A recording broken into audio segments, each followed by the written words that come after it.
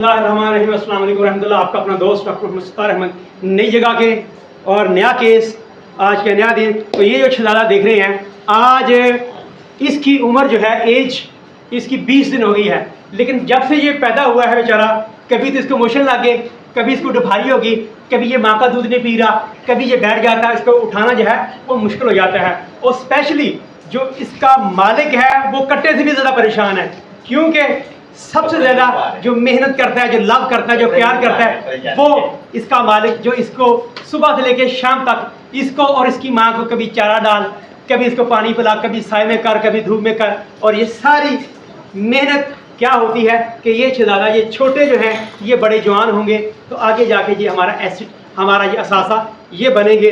तो ये जो भैंस का बच्चा है, ये जो बाफलो जो काफ है, आप देखेंगे इसकी शहजादे की आंख को, ये देखें माइल्ड सी जो मुझे महसूस हो रही है, there is dehydration, sunken eyes, आँखों के अंदर जो है ये जो आई बाल है उसका अंदर को धंस जाना। और दिस वन, ये देख सकते हैं आप, जो आई बाल है, जो का डेला है और जो आई लिड है, उसके दरमियान फासला जो है वो बढ़ जाएगा, खाली जो स्पेस हो जाएगी। और जब इसको हम बड़ी क्लोज जाके ऑब्जर्व करते हैं तो जो दूसरी आंख है इसके अंदर भी ये जो मुझे है डिहाइड्रेशन जो है वो नज़र आ रही है। And there is some kind of deficiency of blood, जिसको हम एनीमिया, खून की कमी जो है वो कहते हैं। और जब इसको हम डीपली ऑब्जर्व करेंगे, इसकी स्किन को, पूरे इसके बाल को, और देखेंगे there should no any external parasite, कोई पैरासाइट, कोई जुआ, कोई लीखा, कोई चिच्चड़, ये नहीं होने चाहिए। ठीक हो गया।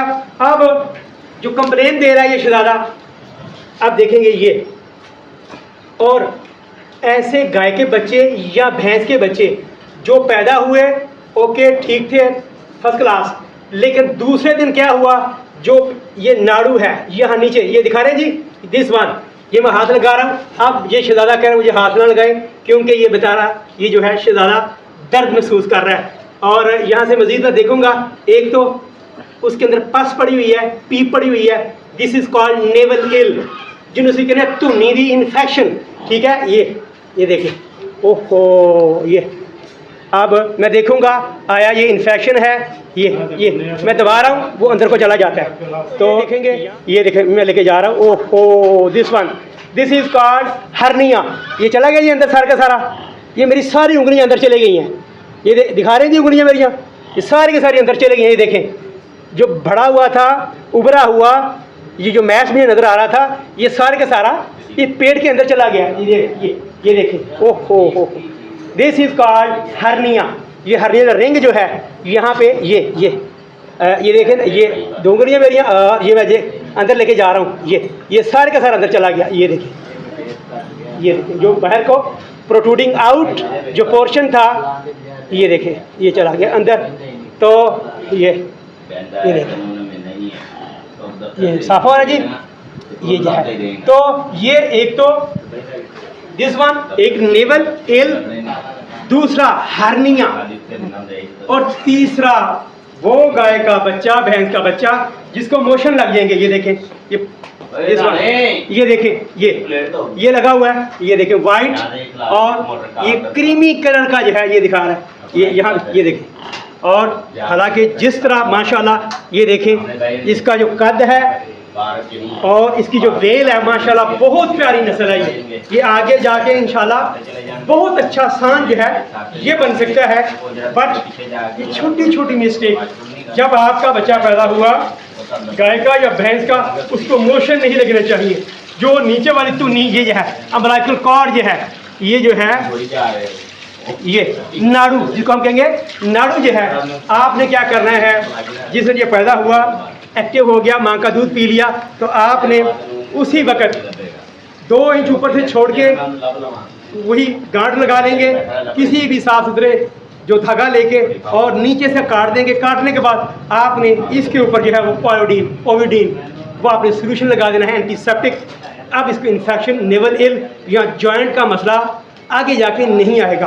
तो अगर मोशन लग जाए, देखें कि क्या आपने जो बच्चा था उसके बॉडी वेट के मुताबिक आपने इसको दूध पिलाना है। अगर उसका वजन 40 किलो है तो 10% ऑफ द बॉडी वेट, जी पूरे जिस्म का जो 10% है, आपने उसको बॉडी जो है कोलोस्ट्रम वो देनी है। यानी कि टोटल बनी थी 4 किलो। 40 kg का वजन है, 10% निकाल देंगे 4 किलो। वो कहते हैं जनाब जी कि 2 किलो सुबह 2 किलो शाम पिलाएं। हम क्या करते हैं जी, 2 थन दे दिए, 3 थन दे दिए। और आपको पता है जब माशाल्लाह ताज़ा ब्याई हुई गाय है या भैंस है, उस वक्त उसका जो चड्डा है, जो उसका अडर है, वो दूध से बॉडी से जो है कोलेस्ट्रॉल से वो भरा होता है। तो इस तरह का बच्चा, इस तरह का बेबी जब ज़्यादा मिकदार में पी लेगा तभी उसको मोशन हो जाएंगे। तो आपने बॉडी वेट के मुताबिक उसको कोलेस्ट्रॉल बॉडी जो है वो पिलानी है। और अगर आप डायरिया महसूस करेंगे, उसको मोशन लगे हैं, तो एज अर्ली एज पॉसिबल आपने उसको ORS नमकोल वो पानी पिलाएं आप मिक्स करके अच्छी तरह। तो आप ये जो काफ है, बछड़े, ये कटरे हैं, इनके अंदर पानी की कमी नहीं होगी। ज़्यादातर 100 में से 25 जो हमारे कटरे, ये जो बच्चियाँ बच्चे हैं, पहले महीने में वो एक्सपायर हो जाते हैं due to dehydration, due to diarrhoea. ये जो बाल लग जाती है, पेच लग जाते हैं, मोक लग जाती है, तो ये बहुत ख़तरनाक है। आप आ जाएंगे जनाब जी इसके इलाज के लिए। तो आपने जो मोशन लगे हैं, इसके लिए अगर तो माइल्ड थोड़ा सा कर रहा है, वो माइल्ड भी दूसरे दिन जाके खुद ही ठीक हो जाता है जानवर, अगर आपने सही तरह उसको मैनेज कर लिया। फिर भी अगर देखें वो बिल्कुल वाटरी डायरिया कर रहा है, अगर आपने टाइम पे उसको ORS नमकोल उसकी रीहाइड्रेशन नहीं की, उसको पानी नमकोल वाला नमकियात वाला नहीं दिया, तो उसकी आंखें और अंदर चली जाएंगी, वो बिल्कुल सुस्त हो जाएगा, वो बैठ जाएगा और फिर जो है मक्खियाँ बैठेंगी और मोशन करेगा और विद इन 1 डेज आपका जो है ये काफ वो एक्सपायर हो जाएगा।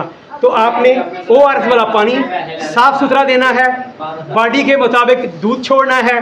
और जब अल्लाह ना करे इस तरह का काम हो जाए, सौंफ, अजवैन, जो छोटी इलायची है और जो दारचीनी की एक डंडी, एक पीस ले लें, अच्छी तरह उनको पकाएं आधा किलो पानी में। जब 1 पाव पानी रह जाए आप इसको पिलाएं तो यकीन माने ये बिल्कुल A1 फर्स्ट क्लास ये ठीक हो जाएगी। डायरिया भी ठीक हो जाएगा, जो आंतड़ियों की जो इंटेस्टाइन की मोटेलिटी है वो भी अपनी नॉर्मल कंडीशन पे आ जाएगी, और जो स्वेलिंग है अंदर वो भी ठीक हो जाएगी। जो अंदर गैसें बन रही थी वो भी जो है वो बाहर निकलना आराम से शुरू हो जाएगी। और आपका बेबी, आपका जो काफ जो है, आपका मुस्तकबिल जो है फिर वो रोशन हो जाएगा, वो ठीक हो जाएगा। तो इन छोटी छोटी बातों पे मैं उम्मीद करता हूँ आप सही तरह तवज्जो देंगे इनको बचाने के लिए, क्योंकि यही हमारा असासा है। ये बड़े होंगे, ये हमारे स्टॉक का हिस्सा बनेंगे, आपको इन्हें नफ़ा देना है। तो इस वीडियो को लाइक करना, शेयर करना, सब्सक्राइब करना बिल्कुल नहीं भूलना। अपनी दुनिया के साथ आखिर की तैयारी वो भी लाजमी करें, 5 टाइम की नमाज उसकी पाबंदी करें, सच बोलें, अच्छे काम करें। इंशाल्लाह इस काम में कोई नुकसान नहीं है, नफ़ा ही नफ़ा है, बशर्ते आपका पैशन, आपका जज्बा, आपकी मेहनत ये ठीक होनी चाहिए। Thank you so much.